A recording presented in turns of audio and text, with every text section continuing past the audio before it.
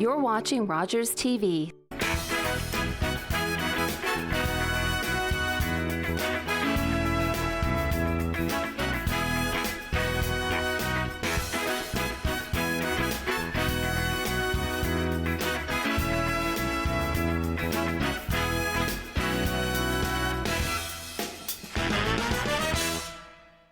Good evening and welcome to another episode of West Talk. We're right here now in the middle of May. We've all survived a long weekend. Summer is on the go. It's amazing how fast the seasons just clip by, and I find especially filming this show every week, every week I pull into the studio and I can see the leaves, a few more leaves around the parking lot. Yeah, it's really lapsing time by. Anyway, we've got some great discussions for you on this week's episode. This weekend past, I was up in Grossmoron at the Trails, Tales, and Tunes Festival, which if you missed it last weekend, not to worry, there's another great weekend coming up. So we're going to have a guest in studio to talk about that, as well an MP visiting from Ontario, so we're going to be chatting with him. But first, we're going to get straight into it with our guest in studio from Grossmoron. Okay, and now, as promised, joining us remotely from Grossmoron National Park, Chair of the Board of Trails, Tales, and Tunes Festival is Mr. Greg Knott. Greg, you picking us up there? I got you coming in loud and clear. Awesome. Greg, thanks for being with us. We're really excited to talk about the festival that I know is now underway after this weekend.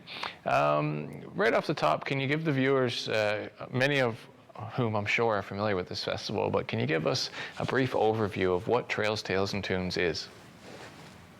Thanks, Dustin. Delighted to be here. Yeah, we're partway through the festival now. It's a 10-day festival that happens in Norris Point in the middle of Grossmoron every May. It's kind of the kickoff for our summer season here in the region. And this is our 18th year, and it was started 18 years ago to expand on our visitor season. And it's just taken off, and it's become a time of year. It's the beginning of our year, our visitor season, and you really see the town wake up. You really see the Grossmoron region wake up around the May 24th weekend, and yeah, it's just it's a real showcase of everything that's wonderful about this area: the nature, the people, the music, the artists, and it's my favorite time of the year. It certainly is a great kickoff to summer, and I was just up there this weekend, actually in Norris Point, and thankfully the weather was. Yeah, awesome, and the weather was incredible up there, right? So the whole Norris Point was just electric, and it really felt like it was August, like full-blown tourist season, right? There was just people everywhere. So great to see, and obviously festivals like this that are situated in shoulder season actually work and can actually expand visitorship outside the prime times. So, but talk us through some of the logistics of the festival, because one thing that stood out, obviously, is how many different things are on the go in so many different places, from songwriter circles to, multiple concerts and different types of events. How do you make this work? It's definitely a year-long effort, and it's an effort of passion. There's a group of volunteers that come together every year. We have a board of directors. We have a dedicated group of volunteers that help us out on the ground every year, and we have two people in particular. Kim Lovies, who's the manager for the festival, and she works year-round on top of her other duties with her regular job with Grossmoron Co-op and Creative Grossmoron to pull together the festival in concert with the board of directors.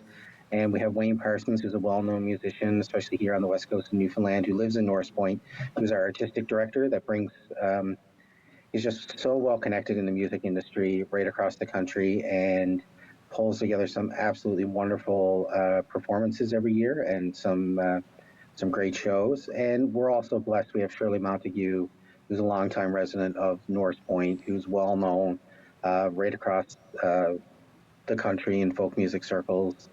And she's still there giving a hand and providing advice and helping us with the direction. Especially this year, we had to some of our core team had to step back due to personal reasons at last minute. So Shirley stepped in and helped us bring it all together. But it really is, I like to say, it's a festival where there's not just one thing for everyone. There's a couple different things for everyone. And again, there's so many guided trail hikes. We have a bird walk coming up soon.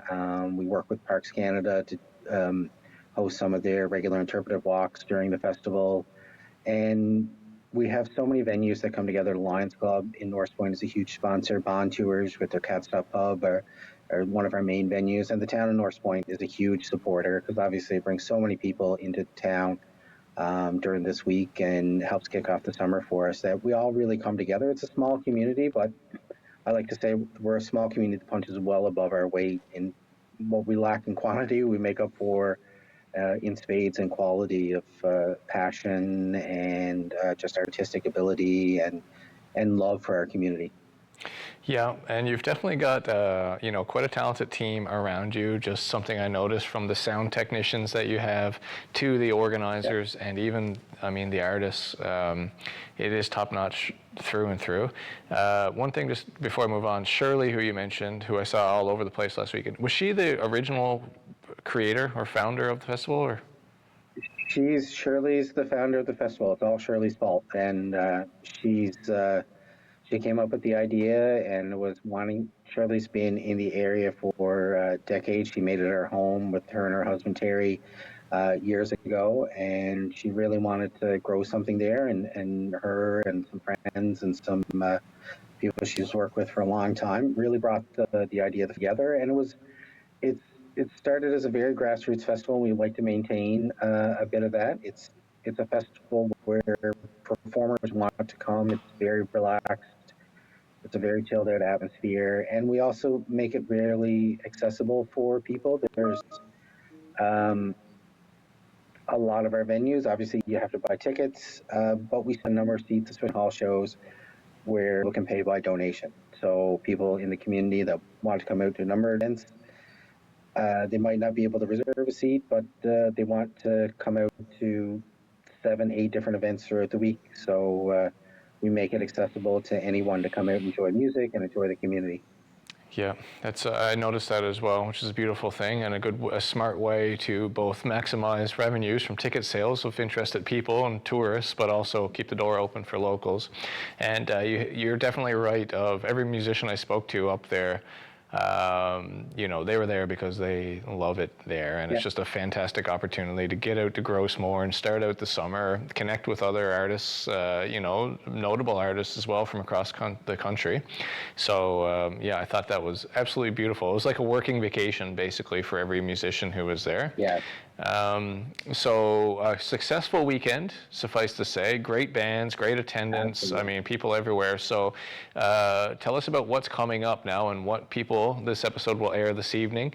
So from this point on, throughout the rest of the festival, what are some notable things that you'd like to mention and invite people out for? Well, there's things happening throughout the week, and you're absolutely right. I would say it's one of our most successful opening weekends we've had. I think every town hall concert was a sellout. A lot of our songwriter circles on the weekends were sellouts. The weather was absolutely incredible for the 3 days of the long weekend. You're right, it felt like August, especially yesterday.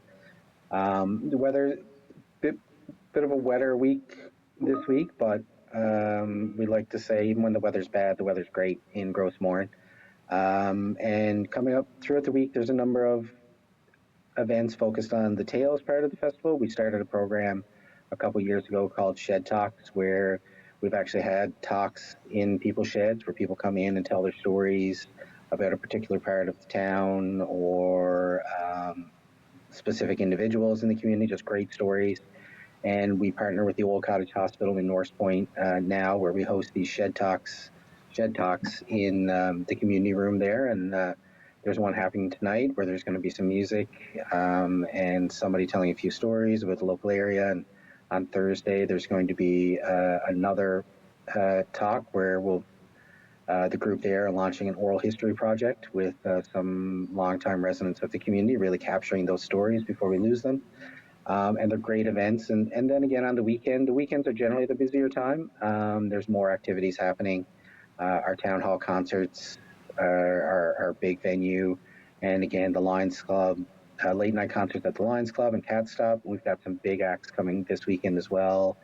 The ones who've been with us throughout the 18 years at different times, they're back again this year for closing weekend. Sherman Downey is like a fixture in the festival. I don't know how many, if he has missed any festivals. He's been there since the very beginning, and he's back this year. Can't wait to see Sherman again. And I'll tell you, the highlight of my festival last year was Glenn Tilley and Bill Rose. Glenn Tilley used to be with CBC. They perform an absolutely amazing concert, the two of them, and they're back for closing weekend. And again, there's more things on the go for everyone. There's the opening of a new trail in Norris Point, which we're excited about. Our Lions Club have a big market day on Saturday. There's a number of different things. And you can go to trailstalestunes.ca and check out what's happening and get your last minute tickets, or you can follow us on Facebook at Trails Tales Tunes. Absolutely awesome, man. Thanks again for taking the time to come on and chat about this. Congratulations on an epic opening weekend of the festival. And I'm glad that it's a 10-day festival, because it gets, you really have a chance to make it awesome. You get this first weekend, which can help build up the hype and and the lure of the following weekend. So I'm sure that next weekend is going to be absolutely off the wheels, and people should go out and get those tickets right now. Is there anything that's already sold out, or I guess a lot of it is probably getting near sellout for the advance tickets? I off the top of my head, I don't know what's sold out, but a lot of stuff is pretty close, especially those closing concerts.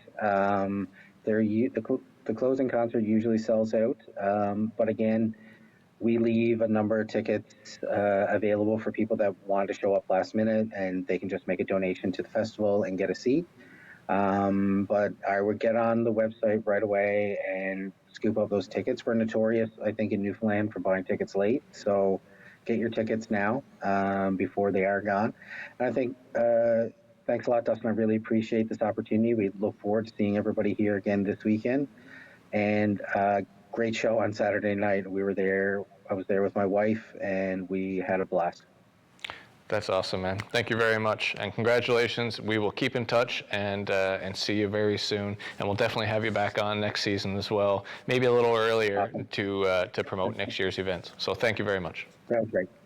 See ya. Thank you. And that was Greg Knott, Chair of the Board of Trails, Tales, and Tunes Festival. We're going to take a quick break, and we'll be right back with some guests here in studio. Stay tuned. So why volunteer at Rogers TV? Well, it's fun, exciting, and challenging. You can develop practical, hands-on skills in TV production, make new friends, and have fun, all while giving back to your community. For a few hours a week, you can be part of a great team making great local television. Want to find out more? Get in touch with us at rogerstv.com. Make your mark and find a new passion as a Rogers TV volunteer. And this week we've got some exciting visitors in our province and in our region, including now what we can refer to as one of Canada's youngest elected officials. Visiting the region is MP for Stormont, Dundas, and South Glengarry, Eric Duncan, who first got into politics at the age of 18 as a councillor in his area. After that, moved on to becoming mayor, where he served 2 terms and was elected into Parliament in 2019. Now visiting our region today, happy to welcome to the studio Mr. Eric Duncan, joined by Carol Anstey, our Conservative candidate for Long Range Mountains. Guys, thanks for taking some time to come down.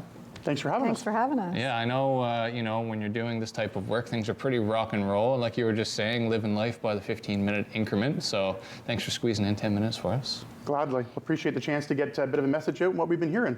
Absolutely. Carol, off the top, I know you had an event this morning in Deer Lake where you had some previous premiers talking. If you want to quickly just run through that for the folks who weren't up there. Yeah, absolutely. So we brought all of our volunteers together and our executive association just to get connected with everyone and just to talk about some of the issues that are happening in the riding. Yeah. And as you know, this has been a riding that has been one color for a very long time. And so we're really excited to offer people another opportunity for change. And so we were excited to get together to have, some perspective from the past as a way for us to determine our future going forward and to offer the people of Long Range Mountains the hope for a better future.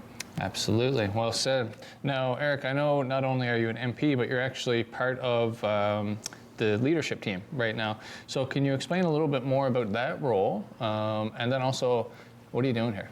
Yeah, so I've been honored to be an MP representing Eastern Ontario now for about 4.5 years and on Pierre Poilievre's leadership team. So one of the things is you never forget where you come from. I spend a lot of time at home in just south of Ottawa. I got about an hour and a half commute to Ottawa, pretty easy for most compared to most members of Parliament, but also have a mandate and I think a responsibility to get across the country, grassroots feedback.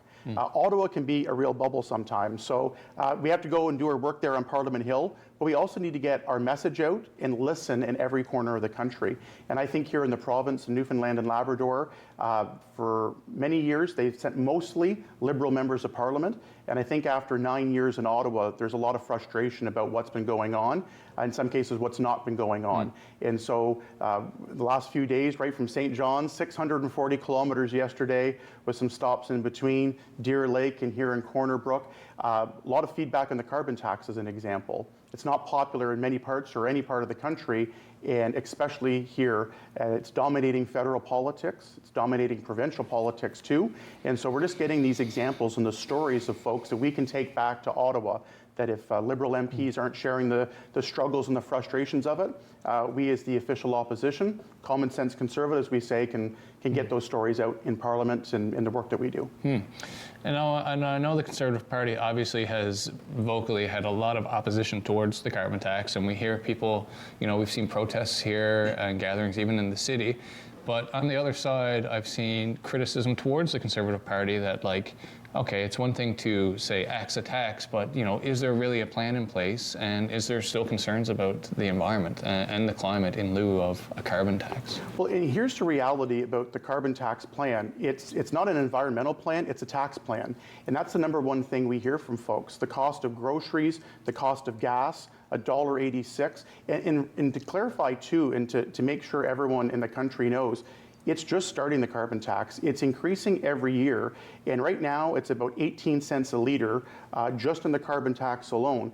They're actually adding a second carbon tax, and worst of all, they tax the tax by putting HST on it. It's going to get up to 61 cents a litre in the coming years. That's going to be another 43 cents on the gas prices people are paying alone. That is going to drive up groceries. It's going to drive up the cost of building everything even more. And just the geography of the province here, it hurts probably more than any other part of the country. So we've said it's not an environmental plan, it's a tax plan that's hurting. Probably the thing that just frustrates people the most is even when we go and say, okay, the Liberals and NDP have had this carbon tax in for years, how much is it going to lower emissions? The answer, we don't track that. Well, if it was an environmental plan, you'd track that and have those numbers one way or the other, first of all. But to answer the question with the second part, we would axe the tax. The contrast is clear. We're the one option that's going to axe the tax. And what we can focus on, I think, is actually getting projects done. Technology, not taxes, is what we've said. And look at the province here, and I say the opportunity for natural resource projects, LNG projects, that I think could actually go around the world and help lower emissions in countries that are using coal and much dirtier forms of energy. So the irony is here, emissions never stop, or climate change does not stop at a country's border. Canada, the province here, has so much to offer, and I feel like we call them gatekeepers. They're blocking projects from actually moving ahead, creating good paying jobs, and actually getting some clean and cleaner forms of energy, not just in the country, but around the world. Interesting. And Carol, what kinds of things, I know you've been very actively outdoor knocking now, there is not an election called, and there probably won't be now until there has to be, but what kind of messages, what's the main thing that you're hearing at the door? And the reason I'm asking you that is I'm curious how that compares to what Eric hears as he's traveling all around the country. And I know sometimes we feel we don't feel like we are living in a very unique part of the country. Yes. And unique needs and a geographically huge riding. So I'm just wondering what kind of similarities there are. What are the main things that you're hearing as you're out? Yeah, so cost of living by far is the biggest one. And I think to add on to what Eric is saying in terms of the impact on a rural and community level is the majority of what we have here gets shipped to us. And the premise of the carbon tax is that people would use their cars less. Well, if you're in St. Anthony and you have a doctor's appointment in Corner Brook, there aren't any other options for you. So it really doesn't make sense. And that is the number one thing that we're hearing at the door is how much people are paying for their goods and services, how much people are paying for their groceries, and then, of course, this continued increase because people don't see an end to it. They just see it continuing to get higher and higher. I would also say that there are some dynamics of different communities. We just came back from St. Anthony. There's a lot of opportunities to expand their port out in St. Anthony, and the gatekeepers seems to be the frustration that they have. So they want to grow their community. They've got some amazing ideas, and they feel like they're not being supported in some of those endeavors. Out in Port aux Basques, they're the gateway into our province through the ferry service. They feel like they're not getting support out in that area with the Marine Atlantic head office being in St. John. So there's unique things that happen on a community level, but the overarching thing that most people are feeling right now is it's extremely difficult to make ends meet, and that is affecting everybody from seniors to young people to families. And that's something that is top of mind and what we're hearing the most at the doors. And so, Eric, is that something that is just existing in our bubble over here, or how does that relate to what you hear over in Ontario? I know you're not, just outside of Ottawa, but how does this message resonate in, I guess, in the city? Well, I think there's a lot of issues nationally. It doesn't matter what province or region you're in. We've been very clear in the work that we do in the House of Commons. We say bring common sense to Ottawa, common sense conservative ideas. And our priorities have been axe the tax, build the homes, fix the budget, and stop the crime. And just on the tour this week alone, it's these personal stories of examples of all of those things afresh. Gatekeepers on natural resources and good paying jobs, the frustration of the cost of living and the carbon tax only getting worse, the lack of new homes being built in a timely manner. People are looking to hire, people are looking to move here to the province, for an example, and we just can't even keep up with the demand. The supply that's needed in the country, here in the province, here in the region, is not being kept up. And even just some stories, some heartbreaking ones in Clarenville the other day when I was there about crime, of where here we have repeat criminals that are going in, charged multiple times, out on bail the next day. The public doesn't feel comfortable. There was a gentleman, a senior citizen, he's nervous to leave his home because of the same group of people getting arrested, back out on bail the same day. Crime is impacting every part of the country, as an example too. So a lot of the stories we're getting here are ones I've heard my tours across the country. And it's these stories of humanizing this stuff and making sure people feel like they're heard.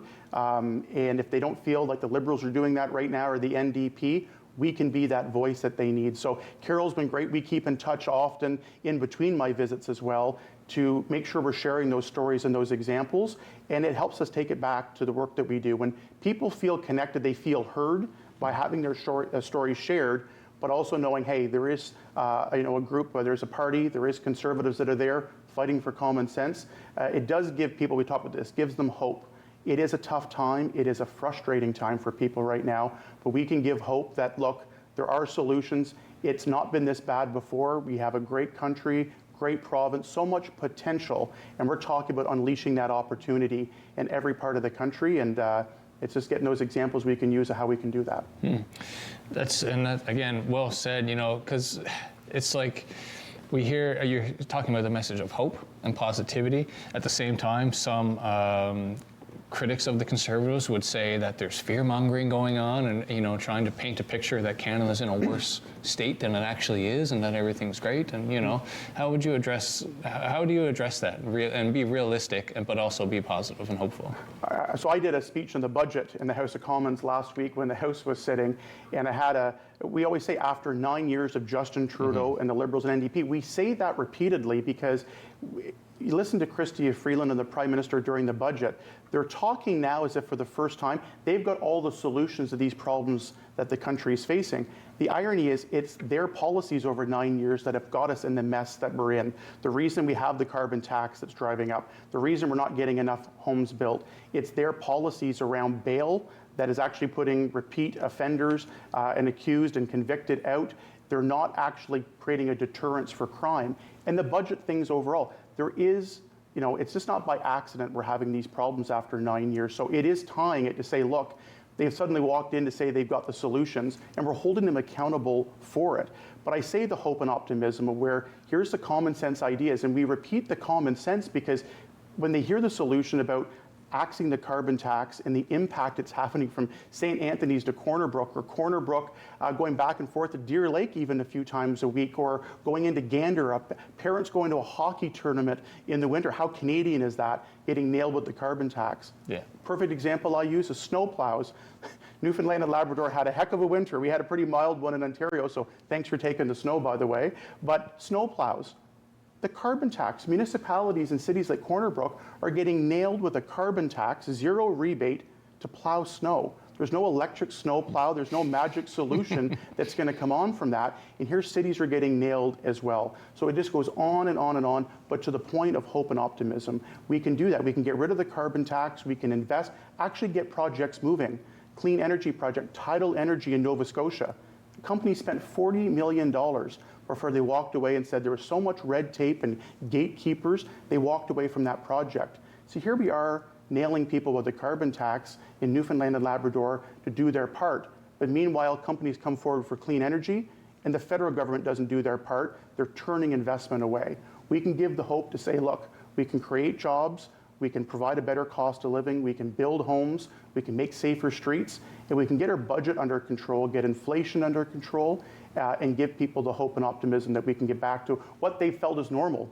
For years, being able to buy their own home, feeling safe in their streets, and being able to feel like they can have a bit of money after they pay their grocery bill. So that's the message we're going to keep hammering out in every part of the country, including here this week. I love that. Eric, that's all the time we have for this interview. I really want to thank you for taking some time to come in, and I trust that you've had a great time and were warmly received in our riding. And Carol as well, thank you very much for coming down with Eric, and I expect we'll be talking again in the future, you know, when things ramp up campaign-wise. Yeah. So thanks a lot. Thank you. Thanks for having us. And that's it for today's episode of West Talk. I want to thank Greg Knott for joining us virtually to talk all about Trails, Tales, and Tunes Festival. And again, if you missed this weekend pass, you're going to want to run, not walk, to their website and buy some tickets. These are outstanding shows in small venues, so they often do sell out. I also want to thank Mr. Eric Duncan for joining us in studio. Always interesting to talk with members of Parliament from other parts of the country and you know, relate their ridings to ours, as well as Carol Anstey, our Conservative candidate, and the next election for joining him. That's it, and we'll be back next week, I hope, with another episode of West Talk. Have a great week.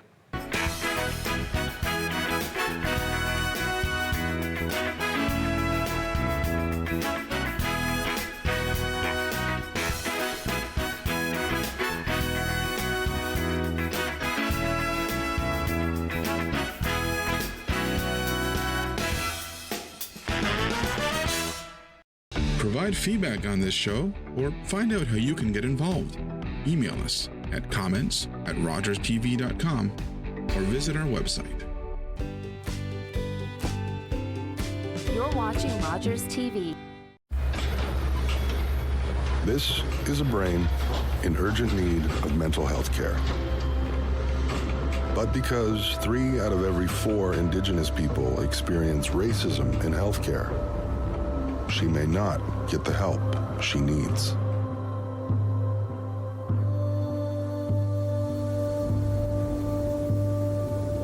Become an ally.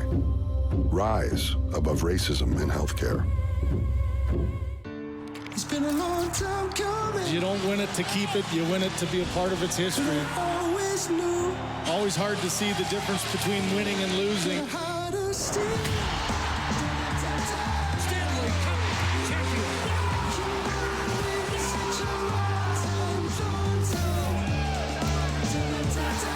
The quest for the hardest trophy to win in sports. Here it is.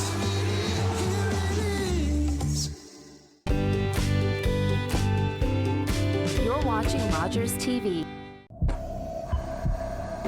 This is a man's heart, a heart in desperate need of medical attention.